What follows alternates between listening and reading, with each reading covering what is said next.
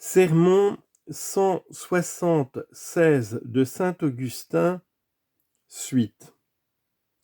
Cependant, poursuit-il, j'ai obtenu miséricorde.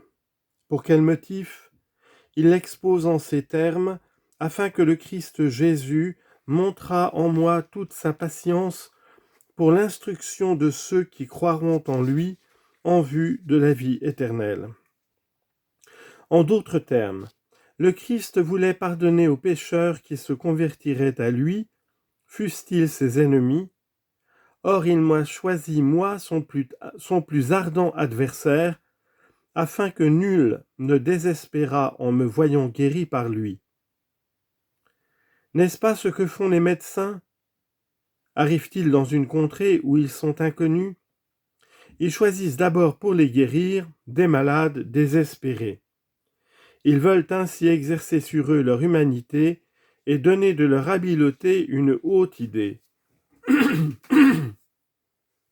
Ils veulent que dans cette contrée, chacun puisse dire à son prochain malade « Adresse-toi à ce médecin, aie pleine confiance, il te guérira. » « Il me guérira ?» reprend l'infirme. « Tu ne sais donc pas ce que je souffre ?»« Je connais tes souffrances car j'en ai enduré de semblables. » C'est ainsi que Paul dit à chaque malade, fût-il porté au désespoir, « Celui qui m'a guéri m'envoie près de toi, il m'a dit lui-même, cours vers ce désespéré, raconte-lui ce que tu souffrais, de quoi et avec quelle promptitude je t'ai guéri. Je t'ai appelé du haut du ciel. Avec une première parole, je t'ai abattu et renversé, avec une autre, je t'ai relevé, et j'ai fait de toi un élu. Je t'ai comblé de mes dons et envoyé prêcher avec une troisième, avec une quatrième enfin, je t'ai sauvé et couronné. » Actes des Apôtres, chapitre 9. Va donc, dis aux malades, crie à ces désespérés, une vérité sûre et digne de toute confiance, c'est que Jésus-Christ est venu au monde pour sauver les pécheurs. Que craignez-vous? Que redoutez-vous? Je suis le premier de ces pécheurs. Oui, moi qui vous parle, moi que vous voyez plein de santé pendant que vous êtes malade, debout pendant que vous êtes renversé, pénétré de confiance pendant que vous vous abandonnez au désespoir. Si j'ai obtenu miséricorde, c'est que le Christ Jésus voulait montrer en moi toute sa patience. Longtemps il a souffert de mon mal, et c'est ainsi qu'il m'en a délivré. Tendre médecin, il a patiemment supporté ma fureur, enduré mes coups, puis il m'a accordé le bonheur de souffrir pour lui.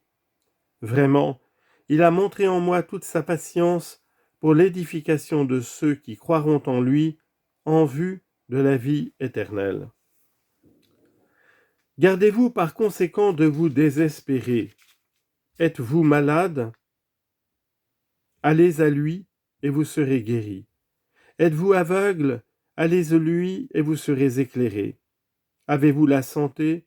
Rendez-lui grâce. Vous surtout qui souffrez, courez à lui pour chercher votre guérison, et dites tous, venez, adorons-le, prosternons-nous devant lui, et pleurons devant le Seigneur qui nous a créés, qui nous a donné la vie et la santé. S'il ne nous avait donné que l'existence, et que la santé fût notre œuvre vaudrait mieux que la sienne, puisque la santé l'emporte sur la simple existence. Oui donc, si Dieu t'a fait homme et que tu te sois fait bon, tu as fait mieux que lui. Ah, ne t'élève pas au-dessus de Dieu, soumets-toi à lui, adore-le, abaisse-toi, bénis celui qui t'a créé.